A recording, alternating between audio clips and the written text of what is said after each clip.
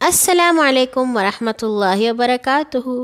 ہنستے مسکراتے، روتے بسورتے، کھیلتے کھلاتے، پیارے پیارے ننھے منّے اور ننھے منّے سے بڑے ساتھیوں، امید ہے آپ سب خیریت سے ہوں گے اور اس سخت سردی میں ننگے پیر بھی نہیں پھرتے ہوں گے اور کام بھی مکمل کر لیا ہوگا۔ آج ہم آپ کے لیے لائے ہیں جنگل سے ایک کہانی کا عنوان ہے چالاکی کام نہ آئی، اور اسے آپ کے لیے لکھا ہے اسد بخاری نے۔ ٹینا لومڑی کے پاس 2 مونگ پھلیاں تھیں، مگر اس کا ان 2 مونگ پھلیوں سے کچھ ہونے والا نہیں تھا۔ اسے لگ رہا تھا جیسے اونٹ کے منہ میں زیرہ۔ وہ زیادہ مونگ پھلیاں چاہتی تھی، پر کیسے؟ یہ ابھی سوچ ہی رہی تھی کہ اس نے دیکھا ایک مونگ پھلیاں بیچنے والا اس کی طرف آ رہا ہے، لیکن اسے راستے میں ہی کچھ بچوں نے گھیر لیا اور سب اس سے مونگ پھلیاں خریدنے لگے۔ دیکھتے ہی دیکھتے اس کی ساری مونگ پھلیاں بک گئیں، تو وہ وہاں سے ہی واپس چلا گیا۔ ٹینا لومڑی کا پلان بھی دھرے کا دھرا رہ گیا۔ وہ مونگ پھلی چھیل کر کھانے لگی۔ اتنے میں وہاں ایک گلہری آ گئی جس کے پاس کافی ساری مونگ پھلیاں تھیں۔ جب لومڑی نے اس کے پاس مونگ پھلیاں دیکھیں تو اس نے فوراً سوچا، کیوں نہ میں اپنی چالاکی سے اس گلہری سے ساری مونگ پھلیاں ہتھیا لوں اور مزے لے کر کھاؤں گی۔ لومڑی نے اپنی 2 مونگ پھلیاں جلدی سے چھپا لیں۔ گلہری لومڑی کے پاس سے گزرنے لگی تو ٹینا لومڑی بولی، پیاری سہیلی، تم آج بہت خوبصورت لگ رہی ہو۔ گلہری نے شرماتے ہوئے کہا، شکریہ ٹینا بہن۔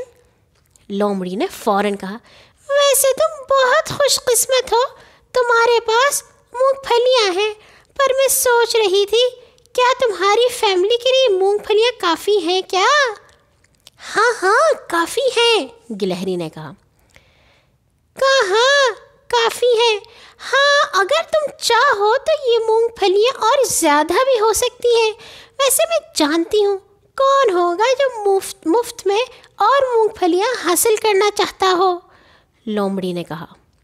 گلہری نے پہلے سوچا اور کہا، ہاں مگر کیسے؟ ٹینا لومڑی نے سوچا کہ یہ اس کے جال میں پھنس جائے گی۔ اس نے مسکراتے ہوئے کہا، بہت آسان ہے، میں ایک مونگ پھلی اپنے ہاتھ میں چھپاؤں گی۔ اگر تم نے بوجھ لیا کہ میرے کون سے ہاتھ میں مونگ پھلی ہے تو میں تمہیں اپنی مونگ پھلیوں سے ایک مونگ پھلی دے دوں گی، اور اس طرح تم میری مونگ پھلیاں بھی حاصل کر لو گی۔ گلہری مان گئی اور اس نے کہا، ٹھیک ہے میں کھیلوں گی۔ لومڑی نے اپنی جیب سے وہی 2 مونگ پھلیاں نکال لیں۔ اس نے پہلی بار دونوں ہاتھوں میں ایک ایک مونگ پھلی رکھی تاکہ گلہری کو اعتماد دلا سکے، جب پہلی بار جیتے گی تو آگے بھی کھیلے گی۔ لومڑی نے دوسری طرف منہ کر کے اپنے دونوں ہاتھوں میں مونگ پھلی رکھ کر کہا، بتاؤ میرے کس ہاتھ میں مونگ پھلی ہے؟ گلہری نے سوچا اور دونوں مٹھیوں کو بڑے غور سے دیکھا، پھر کہا، دائیں ہاتھ میں۔ جب لومڑی نے مٹھی کھولی تو اس ہاتھ میں ایک مونگ پھلی تھی۔ لومڑی نے بڑی شرافت اور خوش دلی سے وہ مونگ پھلی گلہری کو دے دی۔ لومڑی نے پھر مڑ کر گلہری کو یہ دکھانے کی کوشش کی کہ وہ مونگ پھلی چھپا رہی ہے، پر اس بار اس نے دونوں ہاتھوں میں مونگ پھلی رکھی ہی نہیں۔ لومڑی نے پوچھا، اب بتاؤ کس ہاتھ میں ہے مونگ پھلی؟ گلہری نے فوراً کہا، بائیں ہاتھ میں ہے۔ لومڑی نے ہاتھ کھولا تو وہ خالی تھی۔ گلہری کو ایک مونگ پھلی دینا پڑی۔ اس نے سوچا اگلی بار جیت جاؤں گی، پر تھوڑی ہی دیر میں گلہری اپنی ساری مونگ پھلیاں کھو بیٹھی اور مایوس ہو کر واپس چلی گئی۔ ٹینا لومڑی اتنی ساری مونگ پھلیاں دیکھ کر بہت خوش ہوئی اور اپنے آپ کو داد دینے لگی کہ اس نے اپنی عقل سے مونگ پھلیاں حاصل کر لی ہیں۔ اب پیٹ بھر کر کھاؤں گی، اس نے سوچا۔ یہ تو کافی زیادہ ہے، کیوں نہ انہیں شہر جا کر بیچ دوں، جب اس سے اچھے پیسے ملیں گے تو کوئی اچھی سی چیز کھاؤں گی۔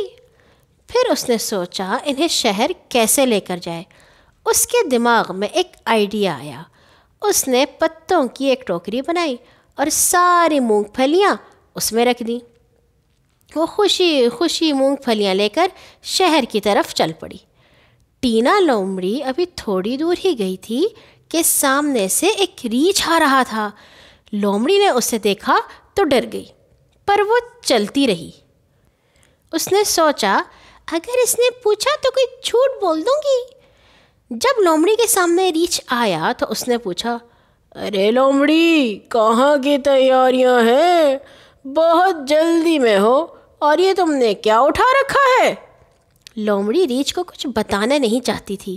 اسے ڈر تھا کہ اگر اسے پتہ چل گیا تو یہ ساری مونگ پھلیاں کھا جائے گا۔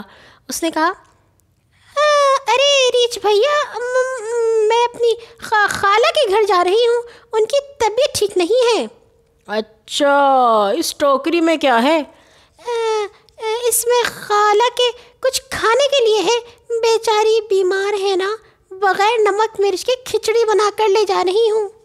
یہ سن کر ریچھ نے کہا، اچھا جلدی جاؤ، اور میری طرف سے بھی انہیں پوچھنا۔ ہاں کیوں نہیں۔ پھر وہ جلدی سے وہاں سے آگے بڑھ گئی۔ لومڑی ابھی تھوڑا ہی دور چلی تھی کہ ٹھنڈی ٹھنڈی ہوا چلنے لگی۔ وہ خوش ہو گئی کہ موسم بھی بہت اچھا ہو گیا ہے، اب سفر بھی آرام سے طے ہو جائے گا۔ مگر کچھ ہی دیر میں ہوا تیز چلنے لگی اور اس نے آندھی کی شکل اختیار کر لی۔ اب لومڑی بھی گھبرانے لگی۔ اصل میں اس سے مونگ پھلیوں والا ٹوکرا سنبھالا نہیں جا رہا تھا، کبھی دائیں طرف کبھی بائیں طرف۔ اچانک لومڑی کے ہاتھ سے ٹوکرا گر گیا اور مونگ پھلیاں زمین پر پھیل گئیں، پھر ہوا کے ساتھ اڑ کر بکھر گئیں۔ وہ پریشان ہو گئی، اس سے مونگ پھلیاں اکٹھی نہیں ہو رہی تھیں۔ اتنے میں زور سے بارش بھی ہونے لگی۔ اب ساری مونگ پھلیاں بارش کی وجہ سے مٹی میں مل گئیں اور پانی میں بہنے بھی لگیں۔ لومڑی پھر بھی انہیں اکٹھا کرنے کی کوشش کرتی رہی، پر وہ کامیاب نہیں ہوئی۔ اب جو بچی تھیں وہ کیچڑ ہونے کی وجہ سے گندی ہو گئیں، اور لومڑی خود بھی کیچڑ میں بری طرح گندی ہو گئی۔ لالچی لومڑی سے جب مونگ پھلیاں اکٹھی نہیں ہوئیں تو رنجیدہ ہو کر ایک درخت کے ساتھ ٹیک لگا کر بیٹھ گئی اور افسردہ ہو گئی۔ جب بارش رکی تو ایک طرف سے گلہری بھی موسم کے مزے لیتی ہوئی اس طرف نکل آئی۔ اس نے دیکھا کہ کوئی درخت کے نیچے بیٹھا ہوا ہے۔ جب گلہری اس کے پاس گئی تو اس نے پوچھا، تم کون ہو؟ لگتا ہے تم کسی مصیبت میں ہو، اور تم نے اپنے اوپر کیچڑ کیوں لگا رکھا ہے؟ لومڑی نے سر اٹھایا اور کہا، میں ٹینا لومڑی ہوں گلہری بہن۔ گلہری نے حیرت سے کہا، ارے تمہیں کیا ہوا؟ لومڑی نے شرمندہ ہوتے ہوئے کہا، میں نے تمہیں دھوکہ دیا تھا گلہری بہن، میں نے دھوکے سے تم سے تمہاری ساری مونگ پھلی ہتھیا لی تھی جو میرے کام بھی نہیں آئی۔ پلیز مجھے معاف کر دو، میں لالچ میں آ گئی تھی، مجھے سزا مل گئی ہے۔ لومڑی نے شرمندگی سے اپنی نظریں نیچی کر لیں۔ یہ دیکھ کر گلہری نے کہا، نہیں، میں تم سے ناراض نہیں ہوں، تم میرے ساتھ چلو۔ گلہری ٹینا لومڑی کو اپنے ساتھ ندی پر لے گئی اور اسے نہانے کو کہا۔ کچھ دیر میں لومڑی صاف ستھری ہو گئی۔ گلہری نے کہا، چلو اب جنگل میں چلیں۔